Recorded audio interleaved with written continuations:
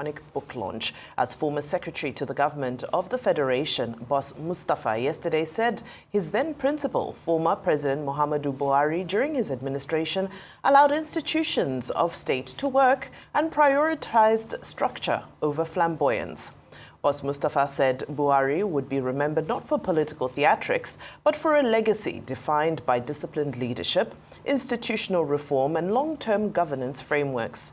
The former secretary to the government of the Federation also claims that President Bola Tinubu and his Action Congress of Nigeria, ACN wing of the All Progressives Congress, did not contribute so much to former President Muhammadu Buhari's election victory in 2015. He says the merger of the CPC, ACN, ANPP and APGA only produced 3 million votes in addition to Buhari's existing 12 million votes, which he had previously banked in the north. He disclosed in Abuja during the launch of a book by Garba Shehu, a former senior special assistant on media to Buhari. It was in the back of our consciousness that a merger with the CPC, though the CPC at that time had only one state, the ACN had 6 states, the AMPP had 3 states. But when you sum up the total votes that gave us the presidency in 2015, the aggregate of the total votes were 15.4 million votes. So basically, what we brought to the table, the other parties that were in the merger, in addition to Buhari's 12.2 million votes, were 3.2 million votes. Well, to other news now, as the Nigerian government has urged the United States to reconsider its revised visa reciprocity policy, which now limits Nigerian non-immigrant visas to single-entry 3-month validity. The call was announced in a statement issued by the Ministry of Foreign Affairs by spokesperson Kimiebi Ebiamfa. That was yesterday. Now, this was as the United Arab Emirates, in a surprise move yesterday, also announced the introduction of stricter visa rules for Nigerian travelers effective July 8, 2025, ostensibly to further reduce the number of Nigerian passport holders who go to their country. According to the new visa policy, Nigerian travelers between the ages of 18 and 45 are no longer eligible to apply for tourist visas unless accompanied by a sponsor or unless they meet newly defined conditions. The Nigerian government's reaction to the U.S. visa rule was contained in a statement by the spokesperson of the Ministry of Foreign Affairs, Kimiebi Ebiamfa. Now, lastly, in what could mark a turning point for Nigeria's ailing electricity sector, the Senate yesterday debated the general principles of the Electricity Act Amendment Bill 2025. The bill to debate the general principles of the Electricity Act Amendment Bill 2025 was sponsored by Senator Enyinaya Abaribe, Abia South, who proposes the 28 substantial amendments to the Electricity Act 2023 in a bid to untangle the deep-rooted legal, operational and financial challenges afflicting the Nigerian electricity supply industry. Abaribe, who led the debate during plenary, delivered a stark warning. Nigeria's power sector is teetering dangerously on the brink, burdened by trillions of naira in unpaid debts, a fragmented regulatory environment, and rampant infrastructure vandalism. This comes as the Senate yesterday also launched a full-scale investigation into the operations of Ponzi schemes in the country. The development followed the catastrophic collapse of the crypto bullion exchange CIBEX, a digital investment platform that allegedly defrauded Nigerians of over 1.3 trillion naira, making it one of the most devastating financial scams in the nation's history. Now, I know everybody is people have lost quite a lot of optimism around any reform and any light at the end of the tunnel, if I may use that pun. Yeah, and can you blame them? Because we've been having these same conversations over and over again. And while we can accept and commend the Senate for doing its work in terms of looking at this from the legal perspective and the lawmaking perspective and looking at how we can, as a country, salvage this electricity situation. I do think that it's a little, I don't want to say too little too late, but it does feel as though even the comments coming out to the Senate reflect a bit of an understatement. If you are to speak to people on the streets of Nigeria across a multitude of sectors, they will say that they are having these challenges and it's going on and on. And then also, it is important, I think, for the government to lead by example when we're looking at all of these unpaid electricity bills. Some of them fall on the desk of the government too. So on one hand, you can say absolutely there are areas that need to be handled when we're looking at new laws or amendments to laws. But I do think that we're getting to a point where we do actually have to lead by example and people should pay their bills. And if you can't pay their bills, surely that is reflective of a bigger issue at hand, which needs to be addressed. There's that. Moving on to these differences that we're seeing with Nigerian applicants and trying to travel internationally, I think it is quite unfortunate. It just feels as though it's one thing after the other. So now we have, of course, yesterday we discussed what has happened with the United States and how they have restricted the visas available to Nigerian applicants to now single entry, 3 months validity, which is, as we heard from the Foreign Ministry, it disproportionately affects Nigerian travelers. And I do think that it is something that should be reconsidered, and that's obviously been echoed by the Foreign Ministry, which said that it is respectfully urging the United States to reconsider its decision, especially since it is not reciprocal, and it does affect, of course, Nigerian citizens who want to go as tourists, but also the prospect for investment and for mutual travel. I do think that that's something that needs to be addressed, and we're seeing the same with the United Arab Emirates. Dubai has long been a popular travel destination for many Nigerians, and it is unfortunate that we are going to be subjected to these very harsh requirements. So now you're looking at younger people not being able to travel individually. So it begs the question of why. Has anything happened with the Nigerians already traveling to the United Arab Emirates that has forced the country to make these types of decisions? Why do they want people to be accompanied? Why don't they want individual travelers? Those are questions that need to be asked. I do know that when we're looking at the Middle East and parts of the Arab world, when it comes to company travel, it could be a social issue, it could be one for the sanctity of women traveling. That could be an issue there, but it does feel disproportionately negatively affecting Nigerians, which is unfortunate because, as I said, Nigerians do travel to the Middle East and they do spend a lot of money and they do abide by rules. They do have their visas, go and come back. So it is unfortunate that, again, Nigerians are going to be facing this. So that was with people aged 18 and above. And for the older applicants, while they don't face those restrictions in terms of only being able to travel, not being able to travel by themselves, they are now going to have to submit 6 months worth of bank statements, and they have to show that they have a regular income of $10,000 or the equivalent. I think that's excessive. I think that that's also something that's going to price people out of the ability to travel. And it doesn't seem to be justified at this moment. And then again, the United States, Canada, the United States, United Arab Emirates, and now Canada too has now been asking for applicants to be able to have, I think it's around 17 million naira in their accounts before they can travel. So a lot of money being asked by Nigerian applicants before they can go ahead and proceed on these international trips. And I do think that it is unfair. And I think it would be a better scene if we can understand why countries are becoming a bit more isolationist against African travelers, against Nigerian travelers. Is this something that we as people need to consider? Are we misbehaving in these countries? Are we overstaying our visas? Why is it that so many countries at this time are choosing to treat our applicants this way? I do think it's unfair, but it's a cause for reflection for all of us. I mean, very apt what you said, Femi. I'd like to dive in on that visa issue first. There are two parts in the blame. The governmental part. The question is, has government dropped the ball? Yes. What's been the level of engagement? Not good enough. There was no how this government was going to say they didn't see this coming. And that's why when, I think it was Rotus that was here that kept on celebrating, Dubai is back.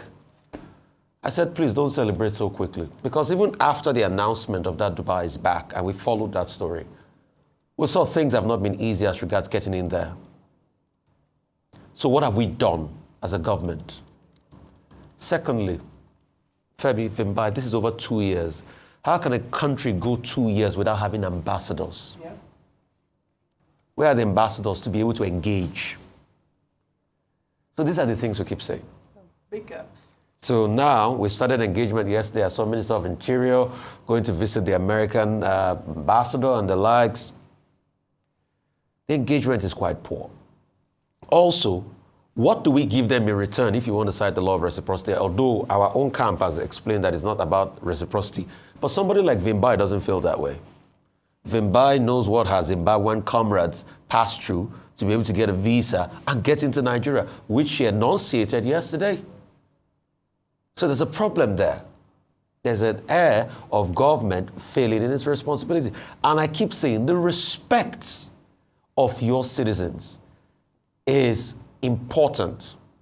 But it is how you as a government respect your citizens. Your domestic policy will permeate through your foreign policy and how they respect your citizens. So on that score, government has its blame. Then the Nigerian people. Oh, not every Nigerian. There are law-abiding, very good Nigerians, but some Nigerians, I don't want to make a fallacy of this generalization, commit a lot of shambolic activities out there. Yesterday, I was told the story of a sister and a brother. The sister, I think she's got her papers already. She wanted to file for her brother. Then she lied that her brother was her boyfriend. Yes, so she could marry him. And guess what? They even went up to the extent of taking nude pictures, and they were having activities of a sexual orientation, incest, to prove that this is my boyfriend, just to be able to allow the brother come. Guess what? She had filled some forms in the past where she listed some of her family, and she listed the brother's name. So they tracked it through the surname. Many like that. You see people, they get in, when they get in there, they forget that there's something that tracks you once you get into the airport of the country and when you come out. You know the reason why, somebody was telling me, you know the reason why they check some of their phones? Apart from their social media, they're also checking for their communication. A lady had gotten to the airport somewhere in the West, and when the immigration officer checked through her communication, they discovered the message she had sent to somebody that said, oh, I will overstay. Oh. And she could have been joking. That to be able to find my feet here. I mean, yes, that's an expensive joke. Obviously, she found herself back in Murtala. So the people also share their blame, but there's also the blame of the government. The other part I want to talk about is about Boss Mustafa. I disagree with President Tinubu on many things, like you've always known my position. But on this, I will defend President Tinubu. I think it's not fair what Boss Mustafa said, that we brought over 12 million votes and they brought 3.2 million votes. Without that 3.2 million votes, was Buhari going to emerge? Yes, if you run the numbers, numerically he's correct. I still went through the numbers today. In fact, I can even give it to him that most of the southwestern states, the votes that they brought, on my last calculation, cumulatively, was about over 2.4, 2.5. Lagos was over 700,000 votes, Ogun lesser than that and all of that. And there was a fight for Lagos because the PDP got over 600,000 votes each. But Buhari would not have gone further. You forget, and President Tinubu said it in his famous Emilocon speech, that Buhari should go over television. He cried on television. In fact, at some point, he said he was not running. He was the one that went to him and said, worry, it's not a matter of crying. Let's do this coalition and I'll help you. And he emerged. Why didn't Buhari's people say this in 2015? Why didn't they say this after Buhari got to power? And it is based on the help that Tinubu rendered then. That's why he gave that famous speech of Emilio. Oh, one turn deserves another. But why we repelled against or repudiated that speech was because that's the agreement within a political party. That's not the generality of Nigerians. So when you look at the matter critically, I just think it's sad. And it shows that all is not well between the Buhari camp and the Tinubu camp. Wonder why? They are both APC. It's blue on blue. They have every right to be able to fight themselves. But for me, what I'm concerned about is in the interest of Nigeria. But on this, I defend President Tinubu and his own part of the coalition. I will also further ask Mr. Boss Mustafa, prior to this time, if Buhari got over 12 million votes, why couldn't he win the Southwest votes on top of it and show his popularity and become president? Why didn't he become president by himself? This does not mean I will not disagree with President Tinubu the next minute before this show finishes. That one he too knows. But on this score, I agree with him. Don't mitigate the role a man played in your life because you are not in good terms with him. It's not fair. It's not fair politics.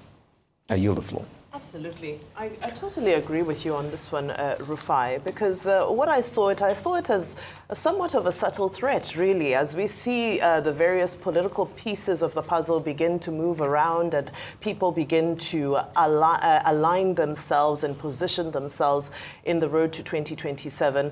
The role of CPC remains a question mark. Yes, we've spoken to them on several occasions, and they have also voiced and expressed their support and their allegiance for the APC and for President Tinubu on several occasions. However, this continues to be murmurs in the corridors around the disgruntlement of CPC members. And to me, this felt like just a reminder of the electoral value of CPC, the power of CPC, what CPC brings to the table, just in case anybody has been sidelining them or has any ideas about potentially sidelining him. For me, the undertones of that speech were just a reminder, and so you know that we can take our power block, which holds strong electoral value, to anybody who wishes to contend in the 2027 election, and we bring the numbers to be able to take the person across the line to become the winner. Well, several other things were also stated by Boss Mustafa at the launch of that book by the former presidential spokesperson, Garba Shehu. The title of the book is According to the President, Lessons from a Presidential Spokesperson, in which he documented his times and some of the highlights and lowlights of being in office. I'm yet to read it, just speaking from the context of some of the excerpts that have been shared. But the conversation that emerged was around the legacy of President Buhari. Now, there was a statement made that he did not interfere in governance, he was bold with institutional reform, and he did not engage in political theatrics. That was the quote, direct quote. He was not into the art of political theatrics. And this maintains the theme that I insist was almost a bit of a subtle threat and a subtle subliminal message to other people in power. But when one contextualizes the legacy of President Muhammadu Buhari, it's important to put it in context that it was a mixed bag. Yes, when we speak of reform, it's important to give him his flowers for the places where he got it right. The PIA, the Petroleum Industry Act, the Electoral Act 2022, even breakthroughs with digital identity, if you look at the development of NIN and BVN. But we also shouldn't be quick to forget that there was ways and means at over 30 trillion naira, around the mark of 30 trillion naira. There was the NSAS protest and how it was mismanaged. There was the COVID funds and palliatives and how they were mismanaged. There was also a Twitter ban under the watch of President Buhari. Lest we forget, I know when we start speaking of people's legacies and people start writing their books, there's always an attempt to sanitize and romanticize leaders who have been in power in the past. But it's important to contextualize and remember that it was a mixed bag. So yes, those who love him will always want to put him forward in history as a hero, but we always have to keep track of everything that happened in historical context. I'll move very quickly to the issue of visas. Now, this is not the first time that Nigeria is having a diplomatic back and forth with the United States on the issue of reciprocity. If you remember, in 2019, there was the issue around visa fees, when the United States wanted to increase their visa fees. And it was cited that they were just increasing them to match what Nigeria was charging, which I think at the time was $180 or so. And so Nigeria had to reduce the cost of the Nigerian visa to end that standoff. However, in June of this year, Donald Trump did release a list of 36 countries, and he said, well, it wasn't released by Donald Trump, but it was released through the State Department, stating that these countries had one or two things that they needed to look into in order to be able to avert any future travel restrictions, and Nigeria was on that list. Some of the issues highlighted were visa overstayed, the secure nature of documentation issued in Nigeria, meaning what is the authenticity of our passports that we issue locally. Now, I'm glad to see that Minister Tunji Ojo has quickly gone to meet with the U.S. ambassador, and he's issued a statement and echoed these concerns. He's echoed that, one, Nigeria needs to look into how to manage visa overstay processes. Nigeria needs to look into deepening the security of documentation issued locally. And the other issue was information sharing. He said he made a commitment, excuse me, that Nigeria would also deepen the nature of information sharing that happens between the two countries for security purposes. The Dubai issue, the UAE issue rather, just compounds things. Because whereas the United States issue looks like it may have more other diplomatic undertones to it, some are saying that it's even associated with the participation at BRICS. However, if it's about BRICS, then why are we seeing the same sort of measures coming in from the UAE? I mean, one of the new requirements is that you must have $10,000 in your account for a period of 6 months just to be able to get a standard tourist visa, not even an immigration visa. And I personally think that this continues to be a reflection of how tough it is to get a Nigerian visa. I highlighted this yesterday. I'm not going to repeat myself. However, yes, reform has been made. We're moving to e-visas now. But the truth of the matter is that the Nigerian visa process still has a lot of work that needs to be done to it to make it an easier, smoother, and transparent process. Because in many countries, for many years, getting a Nigerian visa was actually a prayer point. The same way we see Nigerians, or Africans rather, praying and fasting for some visas to other parts of the world. That's how difficult it was to get a Nigerian visa. Yes, we are seeing some ease from the e-visa process, even though it's not yet perfect. But let's expedite the process and let's not be reactionary in some of these issues.